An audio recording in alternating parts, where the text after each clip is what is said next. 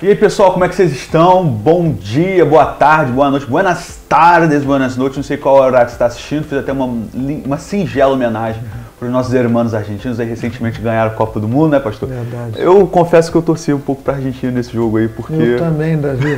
Você sabe que eu fiquei assim impressionado com o milagre que essa Copa do Mundo trouxe pra gente. Quando é que você poderia na sua vida imaginar brasileiro sofrendo... É verdade. Por uma seleção argentina. Eu vi isso. Eu tava ali, um pouco tenso, confesso que eu fiquei um pouco tenso. Não tem esse costume de torcer pra Argentina. Quem já foi em jogo da Libertadores sabe como é que é a torcida da Argentina contra o brasileiro.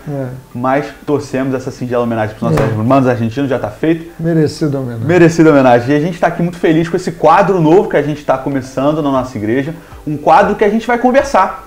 E o primeiro ponto, a primeira conversa que a gente vai trazer para esse novo cenário que a gente está vivendo é justamente sobre a nossa visão para 2023. O pastor Theo vai mostrar aqui tudo aquilo que a gente quer viver como igreja, os principais pontos. A gente tem algumas perguntas aqui para a gente fazer. Então já prepara o seu coração, já prepara a sua pipoca aí, que a gente vai conversar um pouquinho, já preparando o nosso coração e a nossa mente para esse próximo ano 2023, que vai ser incrível, pastor. Eu vou começar aqui já fazendo umas perguntas. Tá bom, Davi. Para a gente ter aqui. E uma temática que a gente tem falado bastante, pastor, justamente durante esses últimos anos, é de uma nova Betânia, de uma renovação, de um novo espaço, de um novo ambiente, de uma nova mentalidade. E eu queria saber do senhor, se o senhor podia explicar para a gente o que seria essa nova Betânia, qual é esse próximo passo, qual é esse coração que a gente quer entrar para 2023. Tá certo. Davi, olha, a ideia da Nova Betânia tem a ver com o seguinte: a gente deixar para trás coisas que já podem ter funcionado muito bem, mas que são dispensáveis, que não funcionam mais hoje, e reforçar o nosso comprometimento com aquilo que seja a base da nossa igreja, da nossa fé em Jesus. Então, mais do que nunca, o que a gente deseja é reforçar traços de uma personalidade que é a nossa desde sempre, mas que precisa de um grande reforço, a começar por um elemento que trata de uma igreja que transborde em amor. Amor para Cristo, amor por Cristo, amor pelo nosso Salvador, e que se desdobre num amor incomparável, amor divino, no nosso coração na direção do próximo. Então, essa é uma marca que a gente tem que reforçar muitíssimo. E essa vai ser a marca para a nossa igreja em 2023, né? Vai ser a temática do nosso ano. Eu não sei se você notou alguns spoilers aí no nosso templo. A gente teve algumas artes ali. Também do lado de fora tem um banner transbordante em amor. Vai ser a nossa próxima temática, que está dentro das marcas da igreja, né, pastor? Aquelas 7 marcas. Você até podia falar um pouco para a gente quais são essas 7 marcas para reforçar. Tá bom. E a gente também continua nesse papo. Tá certo. Davi, olha, o que a gente pensou foi o seguinte, né? Nesse pensamento que Deus foi semeando no nosso coração, especialmente naquele período difícil de pandemia, do qual a gente está escapando pela graça de Jesus, foi isso. Olha, que personalidade é essa? Que caráter tem que ser o caráter que a gente estimule e cultive na presença do nosso Deus. Então, pensamos em 7 elementos que compõem essa nossa personalidade como nova igreja Betânia. A primeira delas, justamente essa marca essencialíssima, fruto do Espírito, marca identificadora de quem nasceu de novo ou de quem não nasceu de novo, né? Pela falta de igreja transbordante de amor. Em segundo lugar, a gente reforça a ideia de uma igreja firme na doutrina, aquela igreja cheia de vitalidade descrita lá no livro de Atos dos Apóstolos. Tratava de uma igreja que perseverava na doutrina dos apóstolos. Pensamos numa igreja que seja uma igreja rica em diversidade, uma igreja plural naquilo em que a gente pode ser diverso, né? A expressão daquela igreja multiforme descrita no texto de Apocalipse, de todas as tribos, povos, raças, línguas e nações. Pensamos numa igreja que seja uma igreja cheia de fervor. Por isso a gente definiu uma 4ª marca, uma igreja em santa ebulição. Falamos aqui de uma igreja que seja uma igreja que se renove continuamente. Nesse sentido, a gente precisa reforçar demais o crescimento na direção das novas gerações. Nossa igreja tem que ser uma igreja que se renove continuamente, por isso uma igreja cheia de crianças, cheia de jovens como você, uma igreja cheia de casais jovens, cheia de adolescentes. Isso tem que ser um objetivo, uma marca da nossa personalidade a ser perseguida de maneira muito intensa. Amém. E a gente percebe essa renovação também, mas com essa firmeza na doutrina, na palavra, o que é de suma importância para o nosso cenário. Porque não é deixar de lado a palavra de Deus e a doutrina bíblica, mas ao mesmo tempo trazer todo esse conteúdo e esses princípios da Bíblia com uma forma e uma linguagem que seja acessível para as novas gerações, que é um alvo da nossa igreja para esse próximo ano, né, pastor? Então, é um ponto que a gente vai estar também tocando de renovação da própria igreja. Isso. Isso mesmo, Davi. E olha, só para completar, já falei um montão aqui, mas são 7 marcas. Sim. Porque a gente precisa de um pouco mais do que uma marca para definir uma personalidade mais completa. Pensamos também numa igreja que seja integralmente missionária. Sim. Integralmente missionária quer dizer, nessa perspectiva, uma igreja em que todo mundo sirva missionariamente. Então, todo mundo servindo, né? Nessa chamada tão maravilhosa do anúncio do Evangelho, do fazer discípulos e do serviço ao próximo. E a gente pensou finalmente no seguinte: é uma igreja que seja muito unânime em torno da sua visão, da busca comum por essa personalidade, e de uma igreja que priorize a sua própria agenda e as suas disposições missionárias. E é incrível também saber que a nossa igreja é uma igreja que realmente vive esse coração missionário. Esse ano a gente teve a 30ª... Me ajuda, pastor, por favor, para não passar vergonha na frente da câmera. A gente... Produção, me ajuda aqui, que eu não lembro qual foi o número da nossa conferência missionária. Olha, a gente tem conferência missionária, aí você faz a conta, ou quem está assistindo pode fazer a conta. Desde 1985. E isso de forma ininterrupta. Ininterrupta. Você vê aí, gente, o nosso coração, que é realmente um coração missionário. E é mais uma das nossas marcas que a gente quer trazer. Não somente para fora do país, mas também dentro da nossa cidade, dentro da nossa igreja, sabendo que a gente tem um papel fundamental aqui no nosso cenário, né, pastor? Isso mesmo. Depois a gente pode pedir a dona Eliane para corrigir eventuais deslizes aqui nessa numerologia, né? Mas já percebe que já tem mais de 30 anos, a gente vai colocar no Boa. Mais de 30 anos fazendo todos os anos conferência missionária e suportando e apoiando missionários fora do país, dentro da nossa nação, aqui na nossa cidade. Inclusive a gente tem projetos missionários dentro da nossa igreja que também está relacionado com essa temática de transbordante em amor. Porque não adianta nada a gente ter um discurso de amor, mas a gente não ter essas obras de amor dentro da nossa cidade. E a gente pode falar do Avante, a gente pode falar da creche, tantos projetos, né, pastor? Olha, Davi, esses dias foram dias assim especiais de evidência disso que você está falando. Ontem mesmo aconteceu aqui na igreja o encerramento do projeto Avante, do ano letivo. Gente, que coisa linda, aquela criançada toda cantando, louvando a Deus, uma beleza. Dezenas de crianças, fora as crianças que compõem o nosso grupo aqui da creche. Então são mais de 200 crianças só aqui da nossa vizinhança atendidas por esses projetos sociais, né?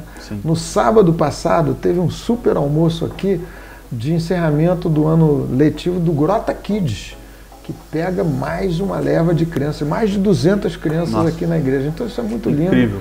E a gente, dentro dessa questão missionária também, pastor, sobre a visão da igreja para esse próximo ano, essa temática transbordante de amor, você vai ouvir muito durante esse ano aqui na nossa igreja, essa temática vai estar estampada nas nossas artes, em todos os nossos eventos. E a gente quer saber também, dentro desse propósito da nossa igreja, dentro dessa missão da nossa cidade, também para fora, qual é o propósito e a missão dessa nova igreja betânica que está surgindo. Tá certo. Davi, aqui de novo, é um reforço da missão e do propósito da igreja desde sempre, né? Não se pode pensar numa igreja de Cristo cujo propósito seja diferente da glorificação do próprio nome de Jesus. Naquele texto maravilhoso de Jesus, iniciando o Sermão do Monte, em que ele disse: olha, vocês são o sal da terra e a luz do mundo.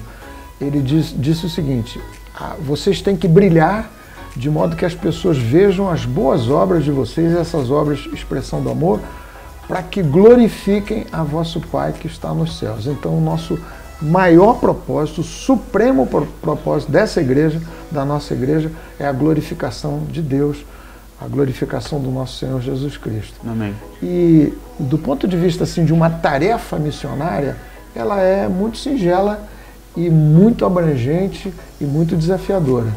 O que nos cabe fazer para glorificar o nosso Pai é fazer discípulos, né, Davi? De todas as nações. Aquela grande comissão que Jesus, com a qual Jesus nos incumbiu. Fazer discípulos de todas as nações. Você sabe que fazer discípulos é mais desafiador do que distribuir as sementes do Evangelho. Exatamente. Começa por isso, mas a gente precisa evangelizar e fazer esse pessoal que se converte pela divulgação das boas novas do Evangelho crescer em Jesus. Então, super desafio. Sendo um papel também de todo crente, não somente um papel exclusivo da instituição igreja, é de todo crente. Cada um. Fazer discípulos. Isso é algo que a gente pode perceber também no nosso dia a dia, que muitas vezes a gente vê determinadas marcas de maturidade por falta de discipulado. Isso no ambiente fora da igreja, dentro da igreja. Então, é uma responsabilidade da nossa igreja para esse próximo ano. Então, se você faz parte da nossa igreja, seja discipulado por alguém. A gente tem programa de discipulado dentro das nossas células, a gente vai lançar um programa de discipulado durante o ano, porque é importantíssimo a gente estar formando pessoas como Jesus, sendo também fiel à sua missão aqui na Terra. Então, sim, a gente percebe que muitas vezes determinadas marcas de maturidade que são vistas dentro da nossa igreja, e nossa igreja, como digo, como instituição igreja no Brasil, são falta de discipulado, justamente, sendo que isso é algo basilar do Evangelho. É isso mesmo. E essa missão ela é singela, mas ao mesmo tempo super desafiadora. E muito abrangente, porque ela nos impõe esse compromisso de evangelizar, de anunciar as boas novas e, como você bem enfatizou, fazer discípulos, quer dizer, ensinar o que Jesus ensinou para nós. Isso é discipulado. Sim. E significa também a gente, que é a outra face da missão evangélica e cristã, significa a gente viver para abençoar o próximo, na forma das nossas boas obras de misericórdia e de justiça. Então, evangelização, fazer discípulos e fazer as boas obras que glorifiquem ao nosso Deus. E tudo isso, né, Davi, não pode ser um impulso de alguma coisa senão o impulso do amor. Essa é a grande motivação da missão evangélica e cristã. Assim como nós fomos amados por Deus, que nos alcançou com a salvação, impulso do amor de Deus, da mesma maneira, tudo que nos cabe fazer missionariamente tem que ter esse impulso do amor. Daí a ênfase que a gente quer dar no ano de 2023 a essa marca do nosso caráter, uma igreja que transborde em amor. Cumprindo também o mandamento de amar a Deus sobre todas as coisas e o próximo como a ti mesmo. Isso. E talvez uma das marcas para esse ano, dando talvez um spoiler, é focar muito também em cristologia, usando um termo teológico, porque nós somos teólogos, agora a gente me formou em teologia, graças a Deus. Obrigado, senhor. Mas usando esse termo de matéria teológica, de cristologia, de estudo da pessoa de Cristo, de entender como é que eu posso amar quem eu não conheço. Porque se eu só posso amar meu próximo de forma cristã, de forma que cumpre os mandamentos do Senhor, se eu conheço o dono do mandamento, quem mandou. Então, é importante também para a gente ter dentro dessa mentalidade de amor o conhecimento de Deus, o conhecimento de Cristo.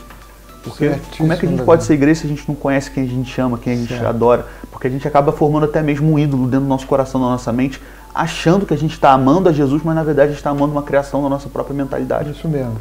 Por isso que o enunciado da nossa missão aqui na Betânia principia dessa maneira. Somos uma igreja que ama a Jesus Cristo. Né? Uma igreja cristocêntrica. Amém. É isso, Davi.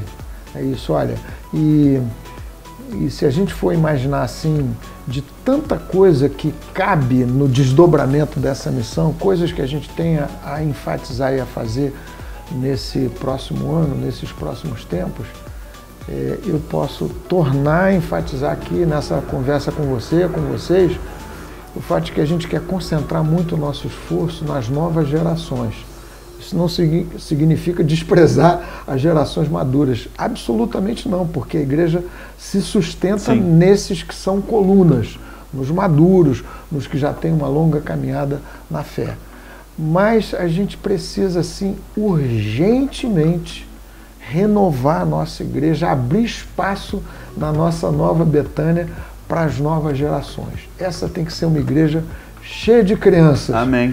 Essa tem que ser uma igreja cheia de adolescentes, Sim. cheia de jovens, usando uma expressão sua, com uma pegada que seja atraente para as novas gerações.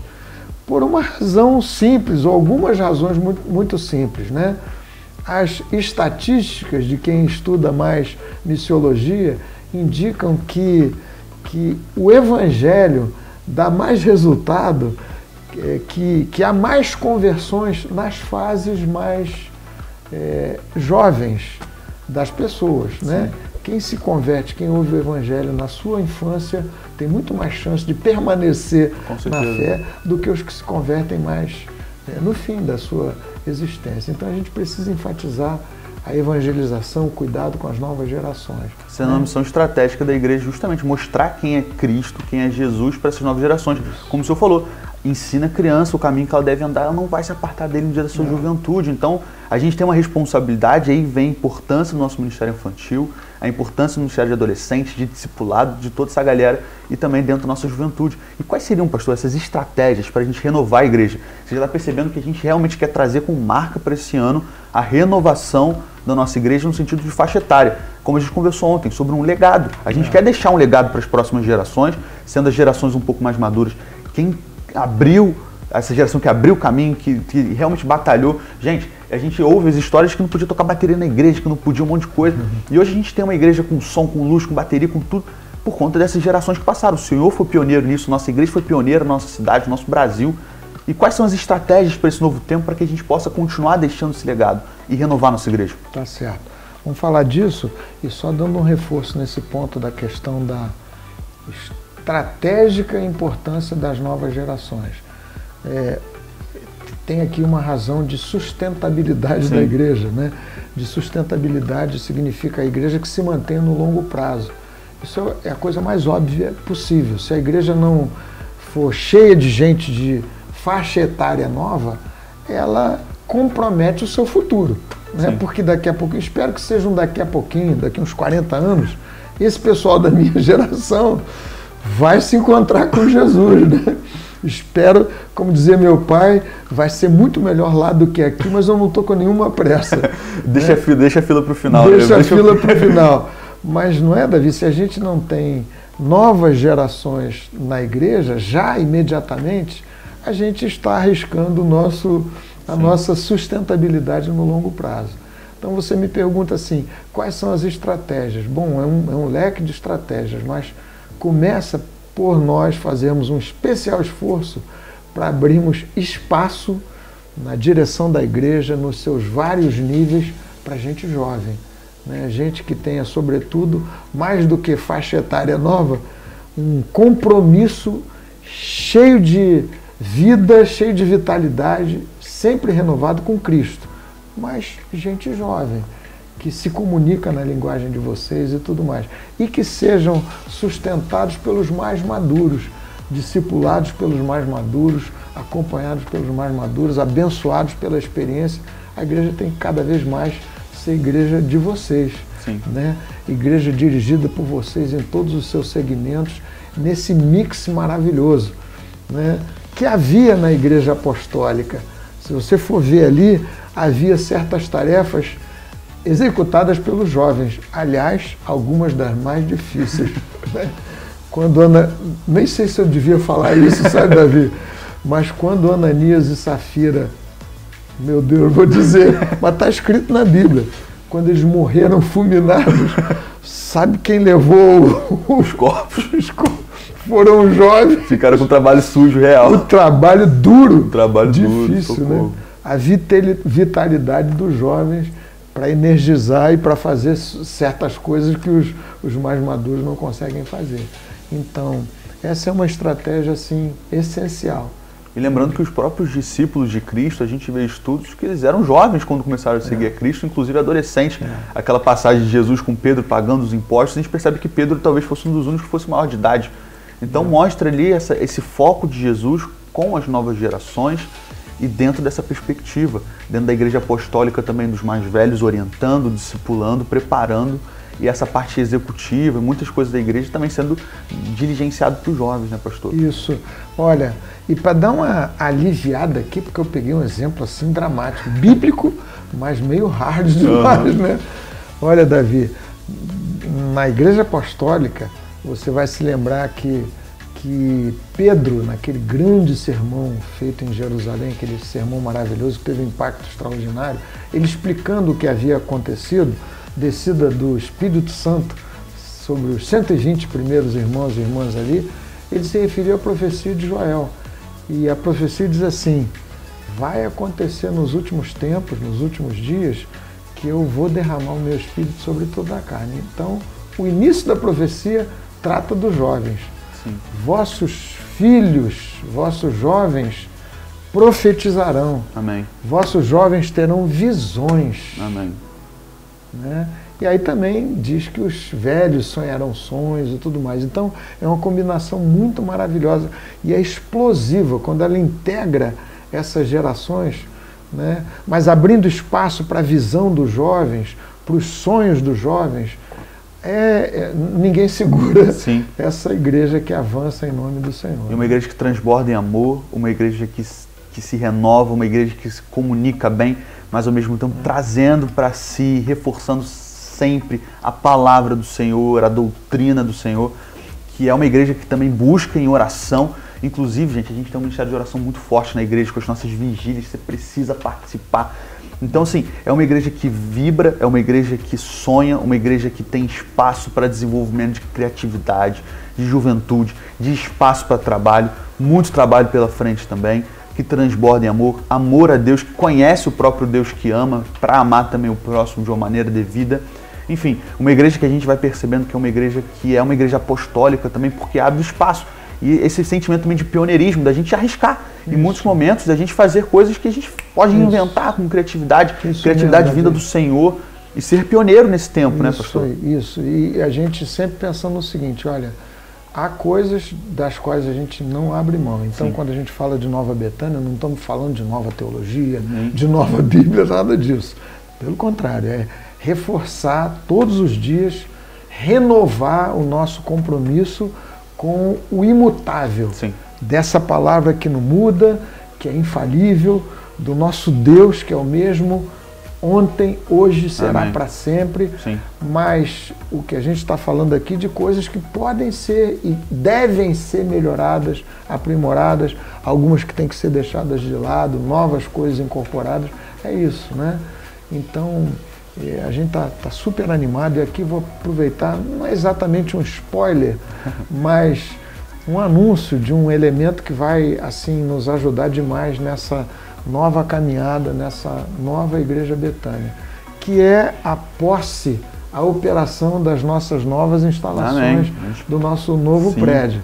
Já fizemos assim uma espécie de avant-première, né, Davi? Uma vigília, que a vigília desse mês foi feita no primeiro andar do novo prédio, e assim vai começar a acontecer agora, daqui por diante. O culto da Wave também que a gente fez. O último do ano foi feito lá.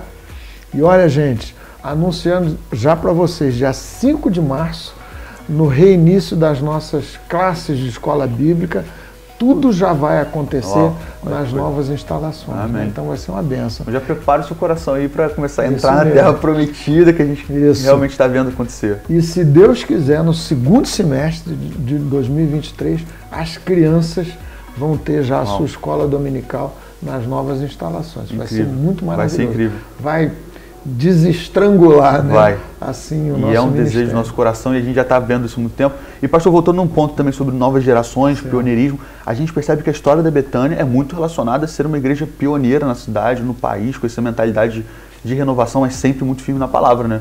O senhor presenciou a história da Betânia inteira estando aqui, então você sabe de como foi difícil travar determinadas batalhas para ser pioneiro, para fazer coisas novas, voltado para as novas gerações, e como a gente conseguiu alcançar as novas gerações durante um tempo, né, pastor? Conta um pouquinho dessa história, assim, rápido, de alguns pontos que você pode destacar de pioneirismo da história da nossa igreja, para aqueles que também não conhecem tanto. Tá certo, tá bom.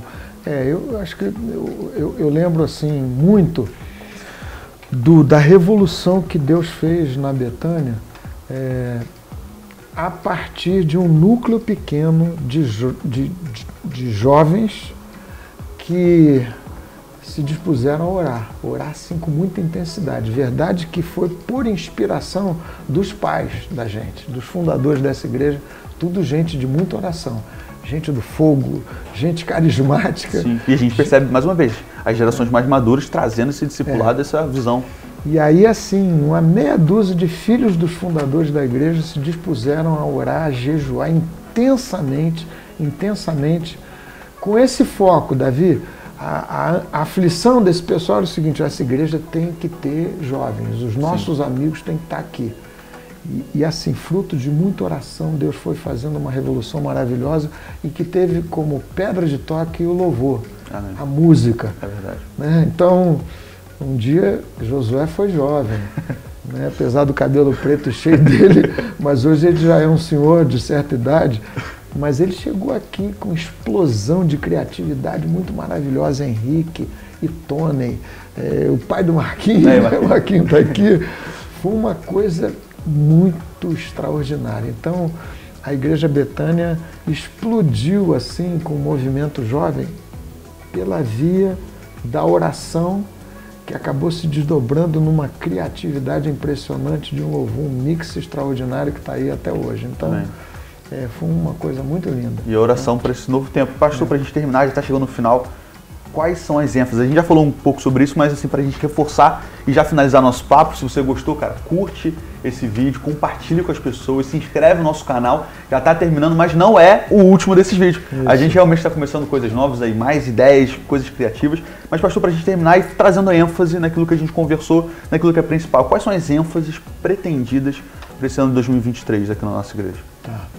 Então, olha, eu não vou citar mais nada para além do que a gente já falou. Lembrar que a marca característica da igreja que a gente quer reforçar demais, bastante intensamente nesse ano de 2023 é sermos uma igreja que transborde em amor. Amém. Uma igreja fervorosa no seu amor a Cristo, uma igreja fervorosa na sua disposição de amar a palavra de Deus, uma igreja fervorosa, ardente no amor a quem precisa ouvir do Evangelho de Jesus. Todo mundo precisa ouvir.